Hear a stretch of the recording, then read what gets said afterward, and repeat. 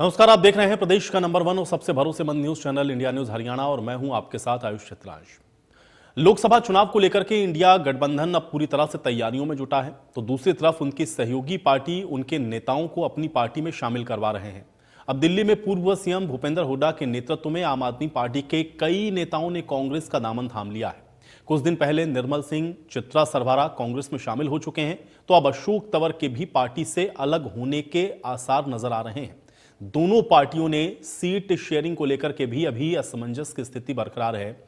आम आदमी पार्टी जहां पर 5 लोकसभा सीटों पर चुनाव लड़ने का दम भर रही है, तो भूपेंद्र हुड्डा सभी 10 सीटों पर अकेले चुनाव लड़ने के लिए खुद को सक्षम बता रहे हैं। अब ऐसे में सवाल ये उठता है कि इंडिया गठबंधन में तालमेल आखिर क्यों नहीं बन पा रहा है, और आम आदमी पार्टी से अलग होते नेताओं से क्या पार्टी हरियाणा में कमजोर हो रही है? क्या पंजाब के बाद हरियाणा में सरकार बनाने का दम भरने वाली आम आदमी पार्टी चुनाव के पहले ही पिछड़ गई है? सवाल यह भी है कि नेताओं के पार्टी बदलने के बीच सीटों के बंटवारे पर बात बनेगी कैसे? सवाल यह भी है कि क्या अपना इंडिया गठबंधन की सहयोगी पार्टी को कमजोर करने की कोशिश ये अपनी ही पार्टियां कर रही हैं? और सबसे बड़ा सवाल तो यह है कि आम आदमी पार्टी के लिए प्रदेश में सबसे बड़ा संगठन बनाने का दावा करने वाली पार्टी चुनाव आते आते क्या और कमजोर हो जाएगी?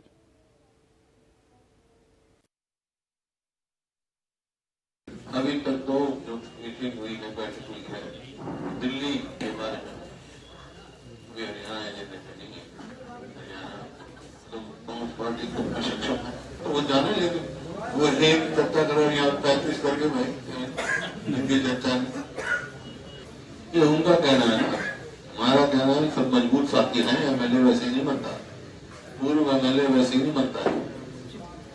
निर्मल सिंह जी हैं, इतने वरिष्ठ रहे, अभी जो रिसेंट करा रहा हूँ, यूथ काउंसिल प्रेसिडेंट भी रहे, विधायक भी रहे, मिनिस्टर भी रहे,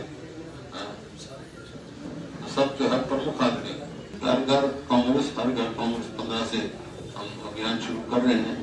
मैं जीत जा रहा हूँ और ये मानव जा रहे हैं इलेक्शन। सिटिंग जो 2019 के जो सिटिंग एमएलए 2019 वाले हैं, कौन है? कम से कम एक दर्जन विधायक एकदम भाग के इधर को आएंगे। हमारे लगातार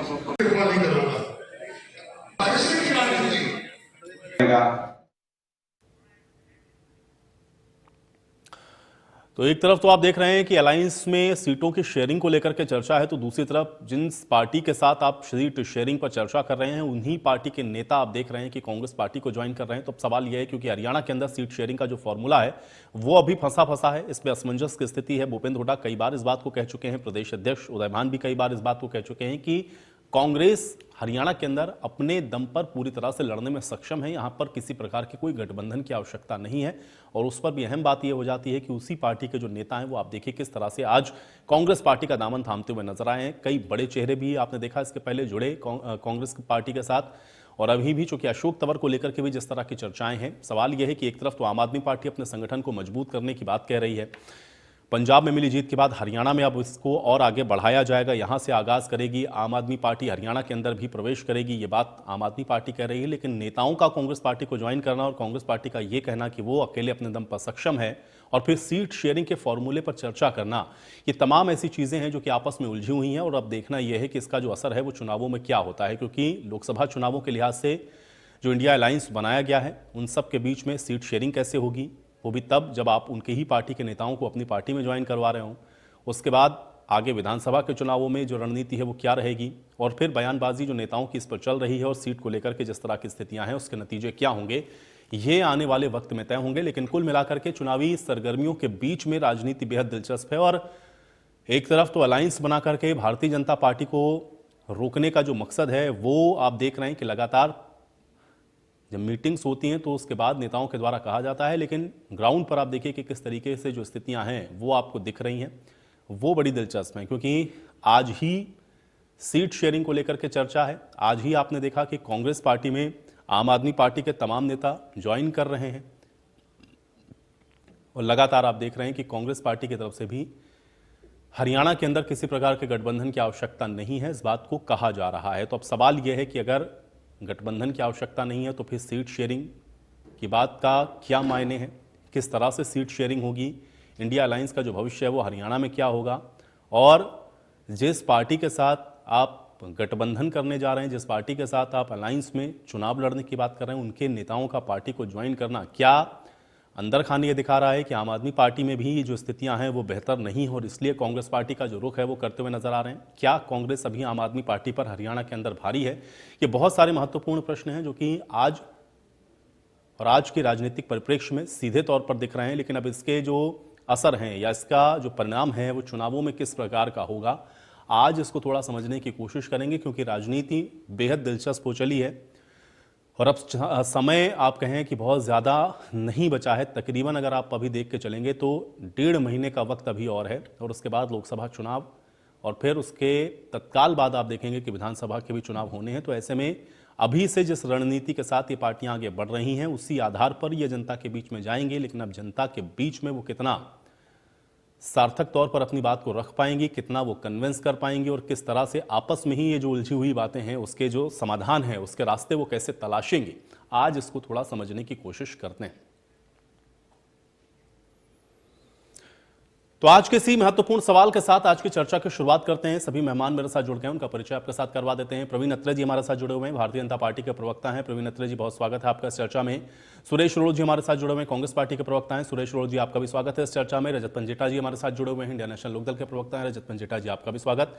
और निवान शर्मा जी हमारे साथ जुड़े हुए हैं, आम आदमी पार्टी के प्रवक्ता हैं। निवान शर्मा जी, आपका भी इस चर्चा में स्वागत है। सुरेश जी, आज चर्चा की शुरुआत में आपसे करूंगा, चूंकि आज इंडिया अलायंस को लेकर के हम लोग चर्चा कर रहे हैं। एक तरफ तो हम लोग देख रहे हैं कि सीट शेयरिंग को लेकर के महत्वपूर्ण जो चर्चाएं हैं वो आप लोगों की चल रही हैं इंडिया अलायंस में, उसमें भी आम आदमी पार्टी के साथ एक महत्वपूर्ण बैठक आज आप लोगों की हुई जिसमें सीट शेयरिंग को लेकर के चर्चा हुई। दूसरी तरफ हम लोग देख रहे हैं कि आम आदमी पार्टी के नेता कांग्रेस पार्टी को ज्वाइन कर रहे हैं। भूपेंद्र हुड्डा ने कई नेताओं को ज्वाइन करवाया। चर्चा अशोक तंवर को लेकर के भी बहुत सारी चल रही है कि वो भी आम आदमी पार्टी को छोड़ने वाले हैं। किस तरह से इसको देखें? एक तरफ तो उनके नेता शामिल हो रहे हैं, दूसरी तरफ आप लोग सीट शेयरिंग की बात कर रहे हैं, कैसे इसको देखा जाए रोड साहब?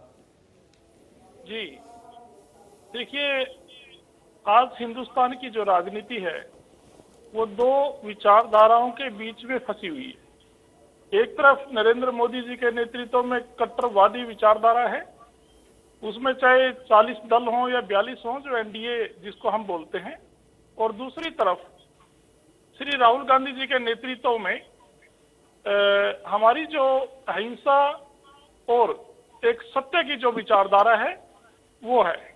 इसमें चाहे कोई नेता हो या कोई कार्यकर्ता हो, तो सभी को पार्टी ज्वाइन करना या हमारे पार्टी में आकर शामिल होना, ये उनका अधिकार योग्य तो है, इसमें कोई किसी पे बंदिश नहीं है।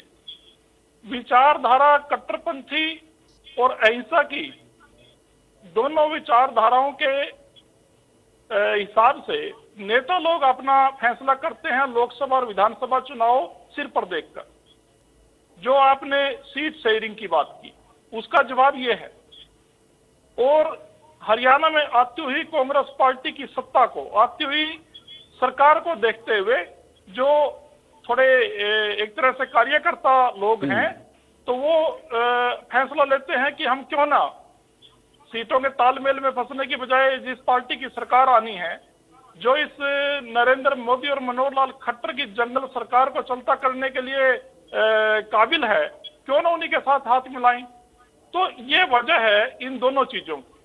नहीं, तो एक तरफ तो मैं यही तो जानना चाह रहा हूं ना, क्योंकि एक तरफ तो भूपेंद्र हुड्डा ये कह रहे हैं कि भाई हम अकेले लड़ने में सक्षम हैं, हमें किसी अलायंस की कम से कम हरियाणा के अंदर तो जरूरत नहीं है, लेकिन दूसरी तरफ आप लोग सीट शेयरिंग पर चर्चा भी कर रहे हैं और फिर आम आदमी पार्टी के नेता आपकी पार्टी को ज्वाइन भी कर रहे हैं और आप भी इस बात को कह रहे हैं कि भाई जिस पार्टी को देख रहे हैं कि उनको उम्मीद है कि सत्ता में आ जाएगी, उस पार्टी की ओर लोगों का जो रुझान है वो दिख रहा है। तो फिर भाई आप क्या ये मान रहे हैं कि आम आदमी पार्टी अभी उतना उस तरीके से मजबूत अपने आप को स्थापित नहीं कर पाई हरियाणा में, इसलिए उनके नेता आपकी पार्टी को ज्वाइन कर रहे हैं? बिल्कुल, ये सच्चाई है और बेबाकी से इस आपके इंडिया न्यूज चैनल पे मुझे स्वीकार करने में कोई परहेज नहीं है। आदमपुर चुनाव, जो उपचुनाव हुआ था पिछले साल, आदमपुर उपचुनाव में ये फैसला हो गया था कि आप पार्टी को हरियाणा की जनता ने सिरे से नकार दिया। रही बात उनके नेताओं की ज्वाइनिंग की, वो इसी बात का एक तरह से सबूत पेश कर रहे हैं कि आप पार्टी विपक्ष का विकल्प नहीं बन सकती, वो कांग्रेस पार्टी ही है और इसलिए वो कांग्रेस पार्टी में आ रहे हैं। उसमें काफी नेता ऐसे हैं जो घर वापसी की है। बड़े नेताओं में अगर मैं जिक्र करूं तो अंबाला से चौधरी निर्मल सिंह और उनकी सुपुत्री बहन चित्रा सरवारा जी, उन्होंने घर वापसी की। कांग्रेस में उनका पहले भी बड़ा एक कदावर कद रहा है पार्टी के अंदर, और वो लोग दोनों वापिस आए तो उनके साथ सैकड़ों, मैं उस दिन सौभाग्य से 5 जनवरी को एआईसीसी तो कैसे बनेगा, सहमति कैसे बनेगी, मैं ये जानना चाह रहा हूँ। ठीक है, आपकी पार्टी को ज्वाइन कर रहे हैं, ये आपकी पार्टी का अपना खुद का व्यक्तिगत वो है, और भाई जो नेता ज्वाइन कर रहे हैं ये उनका निर्णय है, लेकिन मैं ये समझना चाह रहा हूँ फिर फॉर्मूला जो सीट शेयरिंग का आप लोग दे रहे थे वो कैसे बनेगा हरियाणा के अंदर? नहीं, उस देखिए वो सीट शेयरिंग का जो मुद्दा है वो एक विचारधारा की लड़ाई में हमारा समर्थन सारे घटक दल करेंगे। जो नरेंद्र मोदी की कट्टरपंथी विचारधारा का विरोध करने में आगे आ रहे हैं, तो वो लोग उनको सीट कैसे देंगे ना, क्योंकि आप तो ये मान रहे हैं कि भाई वो तो कमजोर है राजनीतिक तौर पर, तो फिर सीट कैसे दे देंगे अगर वो कमजोर है तो? नहीं, वो यही तो देखो, सीटों की मीटिंग इसीलिए तो कर रहे हैं, जिसका जो कद होगा उसका, जिसकी जितनी हिस्सेदारी होगी, जैसे राहुल गांधी जी ने पीछे कहा था, जिसकी जितनी जनसंख्या उसको उसका हक मिलना चाहिए। ठीक है, तो जो चलिए, पार्टी जैसी और उसी आधार पर आप कह रहे हैं कि आप सीट शेयरिंग कर लेंगे, लेकिन बड़ा दिलचस्प और बड़ा बेबाकी के साथ आपने ये भी कहा कि हाँ ठीक है, आपको इसको स्वीकार करने में कोई गुरेज नहीं है कि हरियाणा के अंदर कम से कम आम आदमी पार्टी भी उस स्थिति में नहीं है।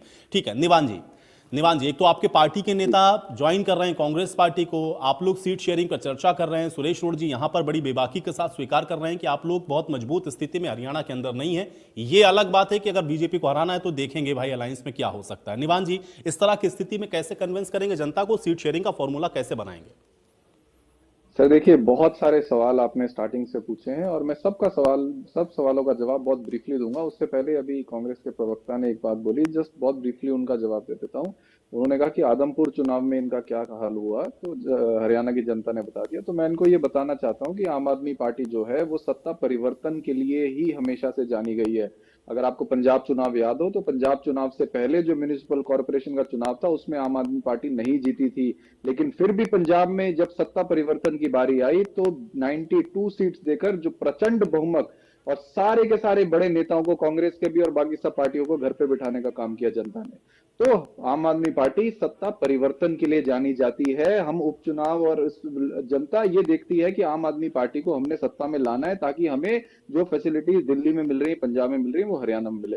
ये एक बात। दूसरी बात, आपने ये कहा कि लोकसभा चुनाव से लेकर, देखिए हम एक बहुत डिसिप्लिन्ड पार्टी है और हमारा एक ही इस समय मकसद है कि देश में एक पार्टी ऐसी है जो सत्ता में है, जो संविधान में विश्वास नहीं रखती है, जो कदम कदम पर कानून से अपने आप को ऊपर समझती है, जो सुप्रीम कोर्ट के आदेश को भी अपनी पावर का मिसयूज करके पलटने में विश्वास रखती है। आपने दिल्ली में देखा किस तरह से चुनी हुई सरकार, चुनी हुई मुख्यमंत्री की सारी ताकत छीन ली गई। तो एक ऐसी पार्टी को सत्ता से हटाना, लेकिन आज ये तो हमारा लक्ष्य है। तो बीजेपी के खिलाफ आप लोग को जो भी मुद्दे हैं उसको आपको जनता के बीच में रखना है, लेकिन आज मैं आपके गठबंधन के विषय में समझना चाह रहा हूं। आपने ये कहा कि आपको सत्ता परिवर्तन के लिए जाना जाता है। आप अगर बाई इलेक्शंस को देखें या लोकल बॉडीज के इलेक्शंस को देखें तो अगर उसमें आम आदमी पार्टी अच्छा नहीं भी करती है तो जो बाद में इलेक्शंस होते हैं उसमें बढ़िया प्रदर्शन का आम आदमी पार्टी का रहता है। लेकिन ये बात आपके नेताओं को क्यों समझ में नहीं आ रही? आपके बड़े नेता क्यों छोड़ फिर कांग्रेस पार्टी को ज्वाइन कर रहे हैं अगर सत्ता परिवर्तन ही आम आदमी पार्टी करने वाली है? तो बहुत बहुत सिंपल सी बात है, आम आदमी पार्टी संघर्ष की पार्टी है। आम आदमी पार्टी में रहना आसान नहीं है, ये तो मैं ओपनली बोल रहा हूं, क्योंकि संघर्ष करना पड़ेगा ग्राउंड में। एक सेट सिस्टम्स बने हुए हैं पिछले 75 साल में देश में, अगर उन सिस्टम को चैलेंज करना है तो समय समय पे इतने ताकतवर शक्तियों से टकराना पड़ेगा कि बहुत कम लोग टिक पाते हैं। बदलाव की यात्रा है, लाखों लोग जुड़ते हैं, कुछ लोग, सैकड़ों लोग, हजारों लोग उतर भी जाते हैं ट्रेन से, कोई फर्क नहीं पड़ता। आम आदमी पार्टी नेताओं की पार्टी नहीं है। हमारे नेता केवल और केवल अरविंद केजरीवाल हैं, जिन्होंने देश की राजनीति में परिवर्तन लेके आए हैं, जो देश की राजनीति को मुद्दों पे लेके आए हैं। बाकी हम आम आदमी पार्टी वॉलंटियर्स ड्रिवन पार्टी है। हमारे ऐसे ऐसे वॉलंटियर्स हैं जो अपने फील्ड में वेल सेटल्ड थे, वो सब छोड़कर जो है वो राजनीति में इसलिए आए हैं क्योंकि जो 75 साल से जो सिस्टम में जंग लग गया है, जी, ये बात तो देखिए, जितना बेहतर तरीके से आप बता रहे हैं इतना ही बेहतर तरीके से आपके वो तमाम नेताओं को भी ये बात तो पता होगी। ऐसा तो नहीं है कि वो नेता, इनको ये बात पता नहीं थी कि आम आदमी पार्टी में आएंगे तो भाई उनको संघर्ष करना पड़ेगा।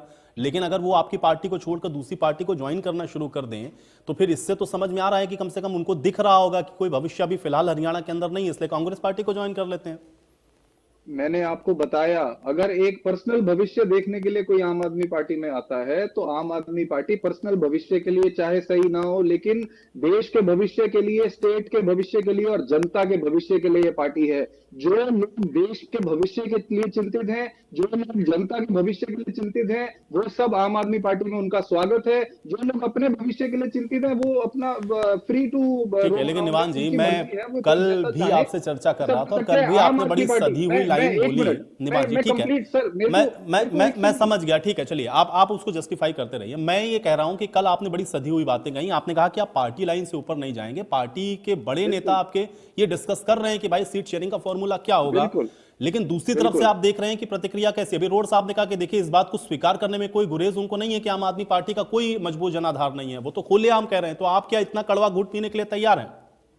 बिल्कुल कोई कड़वा घूंट पीने की जरूरत नहीं है। मैंने बहुत क्लियर कहा आपको, जो इंडिया अलायंस है वो देश की 28 पार्टियों का अलायंस है।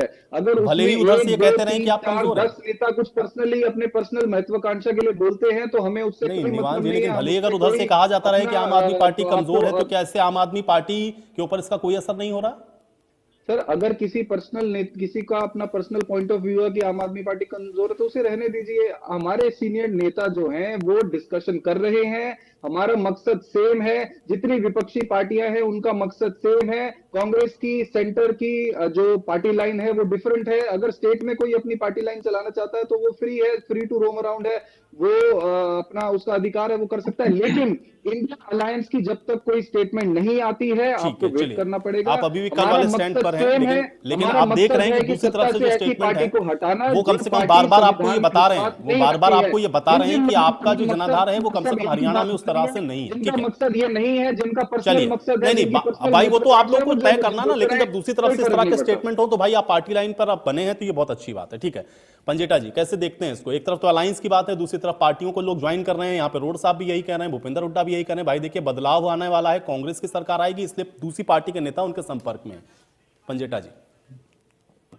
देखिए, अगर लोकसभा के इलेक्शन और अगर आप इंडिया अलायंस के संदर्भ में बात कर रहे हैं आयुष जी, और उसके बाद अगर रोड साहब भी ये कहते हैं कि हरियाणा में कांग्रेस सक्षम है, तो देखिए बहुत छोटी सोच है। हुड्डा साहब भी अगर ऐसा बयान देते हैं, उनकी भी बड़ी छोटी सोच है। हरियाणा का इलेक्शन नहीं है ये इलेक्शन पूरे देश का है। वो कहीं ना कहीं ऐसा बोलकर इस अलायंस को या तो कमजोर करने की उनकी नीयत है, या कहीं ना कहीं हो सकता है भाजपा को फायदा पहुंचाने की नीयत है।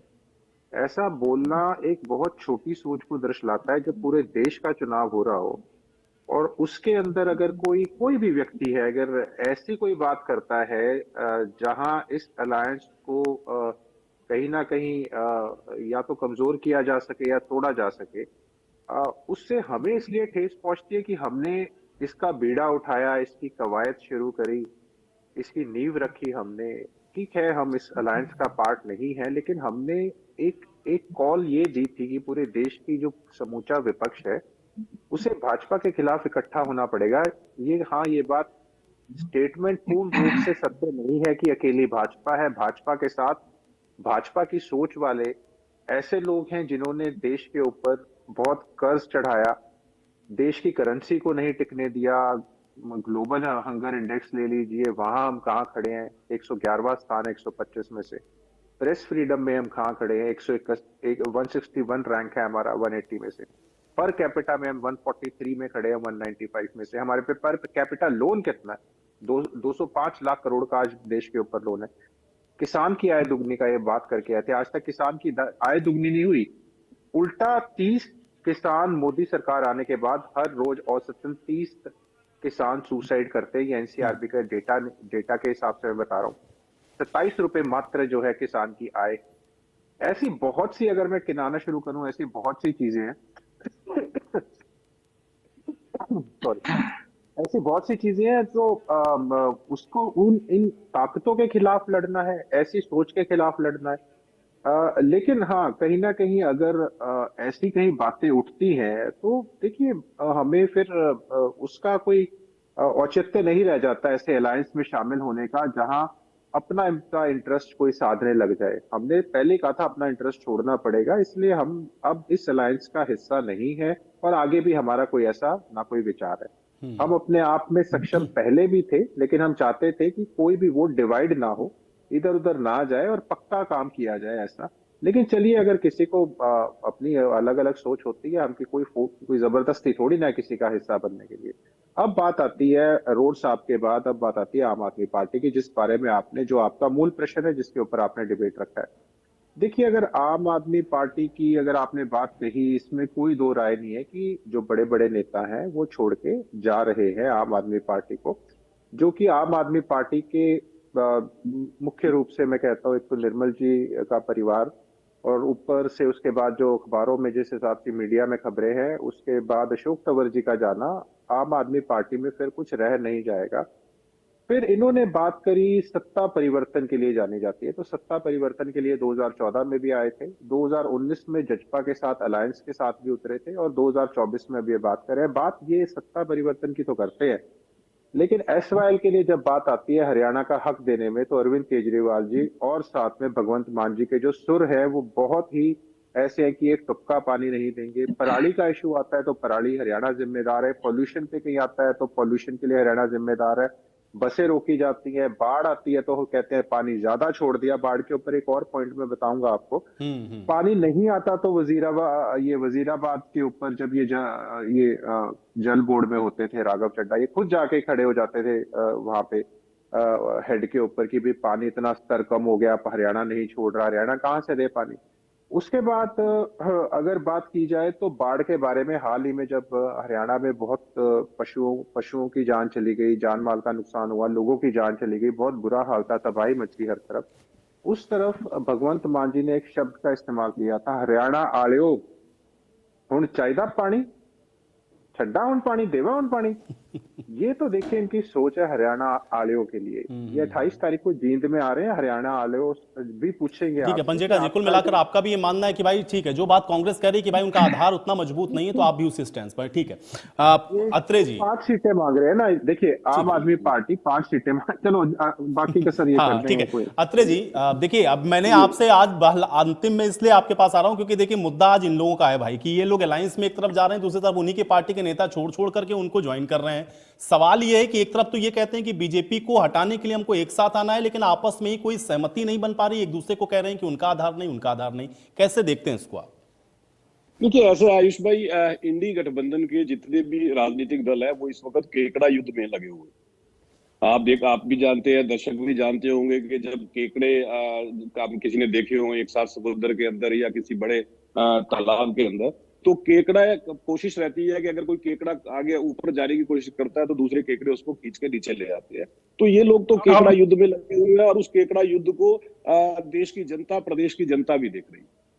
लेकिन अभी कांग्रेस के प्रवक्ता एक बात कह रहे थे, कांग्रेस के प्रवक्ता कह रहे थे कि देश में दो विचारधाराएं हैं। बिल्कुल सही बात है, देश में दो विचारधाराएं हैं, एक विचारधारा भगवान राम की है और दूसरी विचारधारा रोम की। और ये बात कांग्रेस लगातार 1950 से साबित करती आ रही है कि कांग्रेस रोम की विचारधारा के साथ खड़ी। अभी लेटेस्ट आपने देखा होगा आयुष भाई, भगवान राम मंदिर के जो प्राण प्रतिष्ठा कार्यक्रम है उसमें कांग्रेस ने जिस तरह का स्टैंड लिया, वो साफ दिखाता है कि कांग्रेस रोम के साथ खड़ी है। और यही कारण है कि इन राजनीतिक दलों को देश की जनता बार बार नकारती। अभी यहाँ पे मैं आम आदमी पार्टी के प्रवक्ता को सुन रहा था, बहुत बड़ी बड़ी बातें कर रहे थे कि साफ सत्ता परिवर्तन के लिए जाइए है। हालात ये है कि देखिए दिल्ली और पंजाब में जिस तरह की परिस्थितियों में इनका दाव लगा, उसको देखते हुए देश के अलग अलग प्रांतों की जनता ने इस पार्टी की इतनी बुरी गत की कि आप चाहे उत्तराखंड की बात करें, हिमाचल में भी इन्होंने चुनाव लड़ा, उत्तर प्रदेश में चुनाव लड़ा, गोवा में चुनाव लड़ा, राजस्थान में चुनाव लड़ा, मध्य प्रदेश में चुनाव लड़ा। इन सभी प्रदेशों में क्या कारण था कि आम आदमी पार्टी के सभी उम्मीदवारों की जमानत जब्त हुई? क्योंकि इनकी जो सोच है, इनकी जिस तरह से सत्ता को चलाने का ढंग है, जब जनता ने उसको देखा, और जिस तरह से ये पार्टी ऊपर से नीचे तक भ्रष्टाचार में शामिल है, चाहे अरविंद केजरीवाल जी की बात करें, आप देख ही रही है, लगातार ईडी उनको बुला रही है। हालांकि बहुत बातें कर रहे थे कि हम संविधान को मानने वाले हैं, हम कानून को मानने वाले हैं।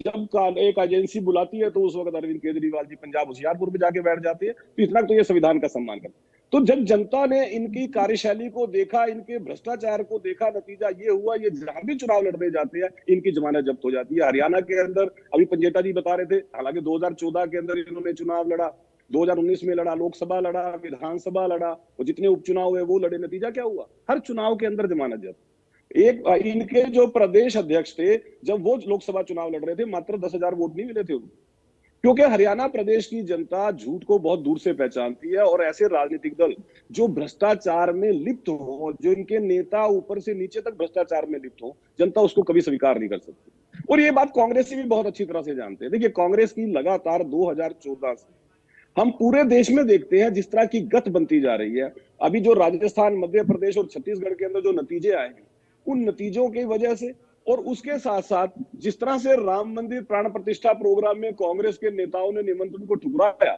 उससे कांग्रेस के अंदर ही जो हालात बने हुए हैं, कांग्रेस के खुद के नेता, खुद के कार्यकर्ता पार्टी को छोड़ के जा रहे हैं। लेकिन प्रवीण जी, जब आप राम की बात करते हैं, इसीलिए तो सुरेश रोड जी ने कहा ना कि आप लोग कट्टरपंथी विचारधारा के हैं। वही तो विचारधारा वो बता रहे हैं ना कि ये कट्टरपंथी है। आयुष भाई, मैं आपसे पूछना चाहता हूँ, हम सनातनी लोग हैं, अगर हम अपने भगवान की बात करते हैं तो हम कट्टरपंथी कहां से हो गए?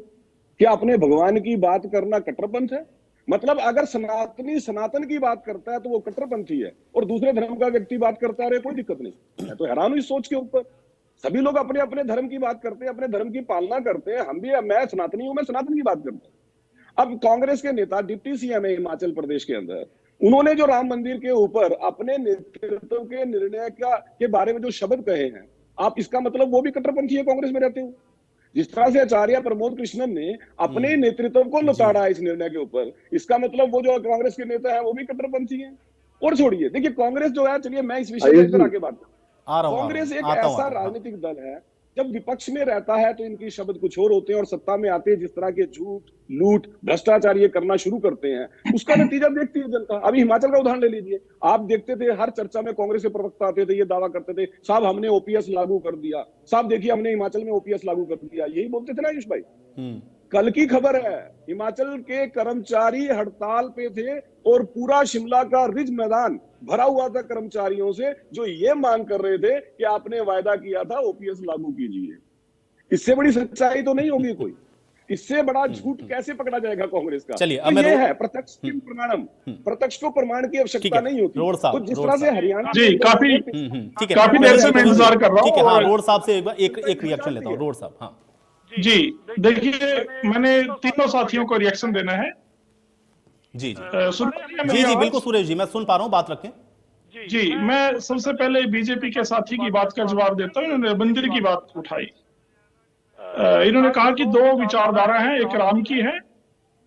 मैं ये बताता हूँ, राम की विचारधारा कांग्रेस पार्टी की विचारधारा है, क्योंकि हम ही ने, स्वर्गीय राजीव गांधी जी भारत रत्न ने ही सबसे पहले राम मंदिर के ताले खुलवाए थे 86 में, और रामानंद सागर को कह के सबसे पहले रामायण का जो सीरियल है वो भी श्री राजीव गांधी जी के प्रयासों से शुरू हुआ था, जो हिंदुस्तानियों को पहली बार सुनने को और देखने को मिला था। चलिए, और तीसरी बात, 89 में शिलान्यास जो है, आवाज आ रही है जी? बिल्कुल सुरेश जी, मैं सुन पा रहा हूँ बात। हाँ, 89 में जो शिलान्यास किया गया विश्व हिंदू परिषद और भारत सरकार के गृह मंत्री सरदार बूटा सिंह जी को भेज के राजीव गांधी जी ने करवाया। बीजेपी के लोग विरोध में थे, तो इसलिए हम राम की बात करते हैं। और कांग्रेस पार्टी के लिए बड़ी बात यह है कि हमने राम का जो मंदिर का ताला भी खुलवाया, शिलान्यास भी करवाया, और रामायण का सीरियल भी शुरू कराया। लेकिन हमने कभी लेकिन उस ताला खुलने के बाद इंदिरा गांधी से लेकर के और सोनिया गांधी तक और राहुल गांधी से लेकर प्रियंका गांधी तक एक भी नेता आपका राम जन्मभूमि गया क्या? और कभी गया हो तो बताइए। देखिए, मैं बताता हूँ ना, 1 मिनट दीजिएगा। मैं बीच में नहीं बोला, मैं बड़ी धैर्य से सुना, और काफी इन्होंने हिमाचल तक घूम आए, तो मैं विषय पे बात करता हूँ। तो ये देखिएगा आप, अगर सुब्रमण्यम स्वामी जी भारतीय जनता पार्टी के नेता हैं, मैं ज्यादा समय नहीं खराब करूंगा, आप उसी से आकलन लगा लेंगे, दर्शक भी लगा लेंगे जो आपके चैनल को सुन रहे हैं। सुब्रमण्यम स्वामी जी भारतीय जनता पार्टी के नेता हैं। वो कई बार कह चुके हैं, अगर राजीव गांधी जी के साथ वो अप्रिय घटना ना घटती, राजीव गांधी जी अगर जीवित रहते, तो 90 में ही, अगले ही साल, क्योंकि 89 में उन्होंने आम चुनाव में खुला ऐलान किया था कि हम भगवान राम का मंदिर भी बनाएंगे और राम राज्य इस देश में स्थापित करेंगे। लेकिन दुर्भाग्य से वो नहीं बचे, और ये बात अटक गई, और मंदिर जो कोर्ट में चला गया। जो कोर्ट की बात है, आज कोर्ट के आदेश के ऊपर मंदिर का जो है और राजीव गांधी के प्रयासों के कारण नहीं, ये वो बात ठीक है, इस चलिए। लेवल लेकिन पर गौर इस साहब, भाई, आधार पर जन्मभूमि बात जाने होनी पर तो चाहिए। कोई कोर्ट की रोक नहीं थी ना, पाबंदी तो जन्मभूमि स्थान पर जाने की किसी के लिए भी नहीं थी। मंदिर बनेगा या नहीं बनेगा, वो जो टाइटल सूट था उसका फैसला कोर्ट से होना था, लेकिन वहां कोई नेता जाकर के नहीं, हम दर्शन तो कर ले, जाते रहते इस हैं पर हर तो मंदिर किसी के कोर्ट ने सारे कोई नेता, रोक नहीं राहुल लगाई। जी, प्रियंका जी। सुरेश रोड जी, इस पर किसी कोर्ट ने कोई रोक नहीं लगाई। नहीं, मैं ये कह रहा हूं ना, राहुल जी, प्रियंका जी हर बार मंदिरों में जाते हैं। राम मंदिर हम तो अपने गांव से लेके, हम तो अरे वो अरे लोग राम हैं कांग्रेस जन्मभूमि के की लोग मैं बात जिनके कर घर रहा में हूँ। गाय राम मिलती जन्मभूमि है, कब कुत्ते नहीं मिलते। गए? राम जन्मभूमि कब गए? नहीं, राम जन्मभूमि तो मंदिर बना के जाएंगे ना। ये जो आप ये नहीं, हंसने की बात नहीं है, आप धर्म का अपमान कर रहे हैं। आशीष ये भाई, पहले एक वो मिनट ये दीजिएगा। अरे ऐसे तो हम अपने घर में भी जाते हैं, हमारे शहर के भी जो मंदिर है वहां भी जाते हैं। यहाँ बात राम जन्मभूमि की हो रही है, वहां तो गए नहीं आप लोग। आप मेरी बात तो सुनिए ना। आप धैर्य रखिए, थोड़ा इतना उतावलापन क्यों दिखा रहे हैं। मैं ये कहना चाहता हूं, आज धर्म के मामले में आप सनातन धर्म का अगर कोई ज्ञान रखते हैं तो वो शंकराचार्य जी रखते हैं। हिंदुस्तान के 4 बड़े शंकराचार्य जी ये कह चुके हैं कि अर्ध निर्मित भगवान श्री राम के मंदिर में अगर प्राण प्रतिष्ठा करवाई जाएगी तो वो भगवान राम का अपमान है, वो सनातन धर्म का अपमान है, वो हिंदू धर्म का अपमान है। और आप हमारे को कह रहे हो कि आप वहां पर पूजा करने क्यों नहीं गए। हमने दर्शनों के लिए राजीव गांधी जी ने ताले खुलवाए और मंदिर भी बनता। वो बीच में राजीव जी नहीं रहे। यह बात सुरेश रोड कांग्रेस के प्रवक्ता की हैसियत से न कहकर बीजेपी के नेता सुब्रमण्यम स्वामी कई बार कह चुके हैं। सोशल मीडिया और आपके टीवी की डिबेट्स की वीडियो जो है वो मिल जाएंगी।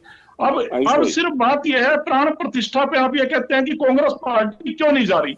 हम इसलिए नहीं जा रही कि बीजेपी जो है चुनाव के चलते अपनी राजनीतिक रोटियां सेकने के लिए भगवान राम का अपमान कर रही है शंकराचार्यों के मुताबिक। यह बात कांग्रेस पार्टी नहीं कह रही। शंकराचार्य कह रहे हैं कि ऐसा मंदिर अनर्थ का प्रतीक होगा जब जैसे जिस तरीके से ठीक है, लेकिन रोड साहब भाई, वो तो भारतीय जनता पार्टी का कोई इवेंट मंदिर में थोड़ी अगर ना है। करेंगे वो तो राम जन्मभूमि की तरफ से और उनके न्यास की तरफ से आपको न्योता गया। बीजेपी ने थोड़ी ना वो न्योता आपको भेजा था। अरे न्योता गया, मैं वही कह रहा हूँ ना, न्योता गया शंकराचार्य ने न्योता उठा। हाँ तो ठीक है, मैं वही तो कह रहा हूँ ना, वो तो शंकराचार्य की नाराजगी बीजेपी से थोड़ी ना, शंकराचार्य की नाराजगी तो राम मंदिर न्यास समिति से है।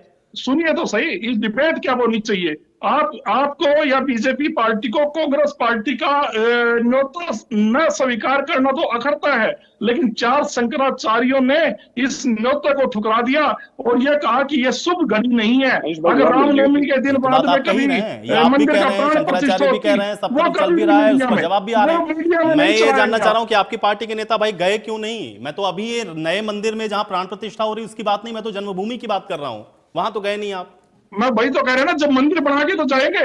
अच्छा ठीक है, अरे मंदिर बना के, चलिए अब जब आप मंदिर बन जाएगा पूरा तब आप जाएंगे। मैं निवान जी का रुक कर लेता हूँ। ठीक है, चलिए निवान जी, ठीक है, सुरेश जी, आयुष जी, देखिए ठीक है, मैं आपने अभी कहा कि ठीक है, प्राण प्रतिष्ठा हो जाएगी, मंदिर पूरा बन जाएगा, फिर आप जाइएगा। ठीक है निवान जी, बिल्कुल जाएंगे, सब जाएंगे, सबसे पूछ के जाना पड़ेगा। ठीक है निवान जी, निवान जी, अभी सब लोग इंतजार कर रहे हैं, अभी सब इंतजार कर रहे हैं। एक सेकंड निवान जी, निवान जी, बात की है रोड साहब, अरे रोड साहब, आप भी यही है, हम भी यही है, सब यही है, सब यही है, हम लोग भी देखेंगे। अभी निवान जी, ठीक है, अब गठबंधन पर आ जाते। देखिए राम मंदिर पर आज डिस्कशन राम मंदिर पर है नहीं ना। अब ठीक है, आपकी बात आ गई। एक सेकंड निवान जी, देखिए राम जन्मभूमि की जहां तक बात है सर, मैं आपको याद दिलाना चाहूंगा 2021 में अरविंद जी सुरायु घाट अयोध्या में गए थे और उन्होंने वहां जाके आरती की थी। और यही नहीं, हम दिल्ली से बुजुर्गों को अयोध्या की तीर्थ यात्रा तक करवा चुके हैं। तो जहां तक राम मंदिर की बात है, आम आदमी पार्टी जो है वो उसका बिल्कुल स्टैंड क्लियर है कि हम जितने भी पूरे देश के राम भक्त हैं हम उनके सबके साथ हैं। और आम आदमी पार्टी जब तीर्थ यात्रा कराती है तो वो सबसे पहले, देश में सबसे पहले अयोध्या की किसी सरकार ने तीर्थ यात्रा कराई तो आम आदमी पार्टी ने कराई। उसके बाद इन्होंने ये बोला, अभी बीजेपी के प्रवक्ता ने ये बोला कि इनका दिल्ली और पंजाब में दांव लग गया। मैं इनको ये बताना चाहता हूं सर कि अगर एक इंसान को जिंदगी में पार्षद बनना होता है ना तो उसकी पूरी जिंदगी निकल जाती है पार्षद बनने में। तो 3 बार मुख्यमंत्री, 3 बार हमने दिल्ली में सरकार बनाई और 1 बार पूर्ण बहुमत की सरकार पंजाब में। अगर आप इसको दाव लगना कहते हैं तो सर बिल्कुल आपको मुबारक है। ऐसा ही दाव निवान जी आप म्यूट हो गए। जी, मेरी बात अधूरी रह गई। मैंने इनालो के साथी की बात पे भी प्रतिक्रिया देनी थी। कांग्रेस के प्रवक्ता भाई की बातों का जवाब देना आयुष भाई। ठीक है निवान जी, आप म्यूट हो गए, मैं आपके पास आऊंगा। प्रवीण जी 1 सेकंड जवाब दें पहले। देखिए ऐसा है, यहाँ पे अभी कांग्रेस के प्रवक्ता ये कह रहे थे कि राम मंदिर के ताले राजीव जी ने खुलवाए।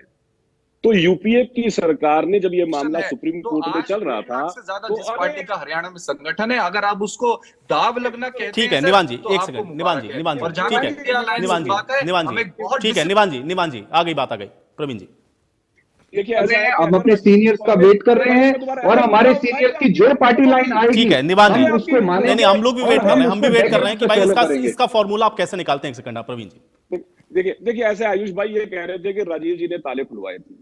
मैं ये जानना चाहता हूं कि जब ये मामला सुप्रीम कोर्ट में चल रहा था, यूपीए की सरकार थी, तो आपकी सरकार ने सुप्रीम कोर्ट में ये हलफनामा क्यों दिया था कि राम तो काल्पनिक थे? दूसरी बात, देश की जनता जानती है, जो ताले खुलवाने की बात ये कर रहे हैं, जब शाह बानो का केस हुआ, जब माननीय सुप्रीम कोर्ट ने शाह बानो के हक में फैसला दिया, तो इनकी सरकार ने मुल्लाओं के दबाव में आके लोकसभा के अंदर सुप्रीम कोर्ट के फैसले को बदला, और उसका जो विरोध हुआ, उसका नतीजा इन्होंने तुष्टीकरण की राजनीति करने का प्रयास किया, जो ये ताले खुलवाने की बात कर रहे हैं। वरना इतिहास तो बताता है कि जब पंडित नेहरू की सरकार थी और सोमनाथ मंदिर का जीर्णोद्धार हुआ था, उस वक्त हमारे प्रथम राष्ट्रपति डॉक्टर राजेंद्र प्रसाद, उन्होंने वहां जाना था, और पंडित नेहरू ने यह प्रयास किया, चिट्ठी लिखी डॉक्टर राजेंद्र प्रसाद को कि वो वहां ना जाएं। उसके बावजूद डॉक्टर राजेंद्र प्रसाद गए, और पंडित नेहरू ने पीआईबी के जरिए प्रेस रिलीज तक नहीं जाने दी कि उनका भाषण प्रेस में ना छप जाए। ये तो इतिहास है। और जब मदर टेरेसा को वेटिकन ने ये कहा कि वो संत है, सोनिया जी पत्र लिख रही हैं पोप को, और ये कह रही है कि पूरा देश बहुत खुश है, जबकि मदर टेरेसा जो धर्मांतरण करवाती रही देश के अंदर। ये आपकी सोच है। आपकी तरफ से कोर्ट के अंदर यह कहा गया कि राम मंदिर के मामले को पेंडिंग रख लिया जाए 2019 तक। क्यों भाई, क्यों नहीं मंदिर बनवाना चाहते थे आप? अब लगातार प्रयास क्यों करते रहे कि मंदिर रुक जाए? और यहाँ बैठ के आप जो बातें कर रहे हैं अपने नेताओं को, हम जवाब दे दें इन बातों का। आदित्य जी को समझा दीजिए ये बात, आप अपने नेता को समझा लीजिए। आपने जिस तरह से शंकराचार्यों का नाम लिया, मैं सुरेश जी उम्मीद करता था कि आप अपडेट होके आते होंगे। शंकराचार्य का आज का बयान पढ़ लीजिए, जिन्होंने इस बात का स्वागत किया है, और आप लगातार शंकराचार्य का नाम लेके अपने नहीं, चारों शंकराचार्य का, ये तो सारे देश को पता है। ठीक है, प्रयास कर रहे हैं।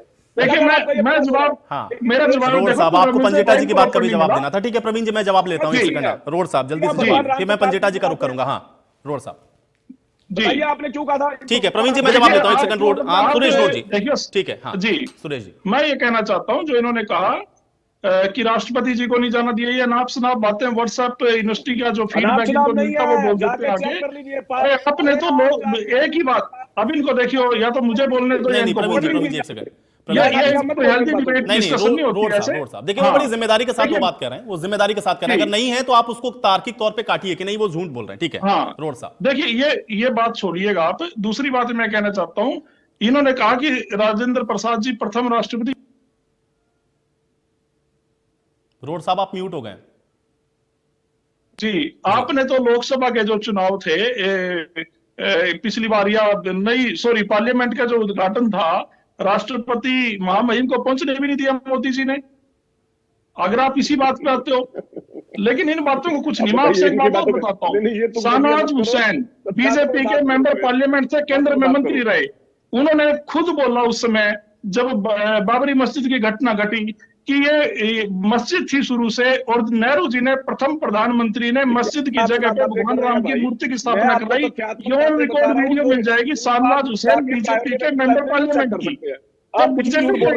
चलिए सुरेश जी, मैं चाह रहा हूं पंडित पंजेटा जी की बात का जवाब दें। देखिए इस विषय पर आज हम लोग कोई डिबेट है नहीं, मैं तो सीट शेयरिंग और गठबंधन के फॉर्मूले पर बात करना चाह रहा हूं। ठीक है, राम मंदिर पर बहुत चर्चा हो गई। रोड साहब पंजेटा जी की बात का जवाब दीजिए। आप लोग बी टीम की तरह कहीं काम कर रहे हैं क्या? भूपेंद्र हुड्डा बी टीम की तरह काम कर रहे हैं क्या भारतीय जनता पार्टी के लिए? जवाब दीजिए।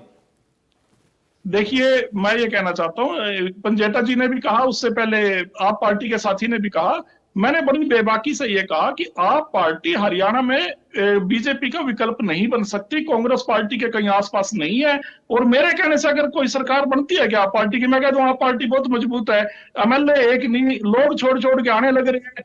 तो मेरे ये कहने से या ना कहने से मैंने बड़ी बेबाकी से एक आपको सही बात बोली कि आप पार्टी चाहे वो कितनी ही दयनीय स्थिति में क्यों ना हो, उनकी विचारधारा अगर कट्टरपंथी विचारधारा के खिलाफ है तो हम फिर भी स्वागत करेंगे, चाहे उनके पास एक एमसी भी नहीं हो। एमएलए की बात छोड़िए, चाहे लेकिन जब अलायंस में आप जा रहे हैं रोड साहब, तो कम से कम आपको इस तरह के स्टेटमेंट से नहीं लगता कि थोड़ा सा परहेज करना चाहिए, क्योंकि इससे संदेश क्या जाता है?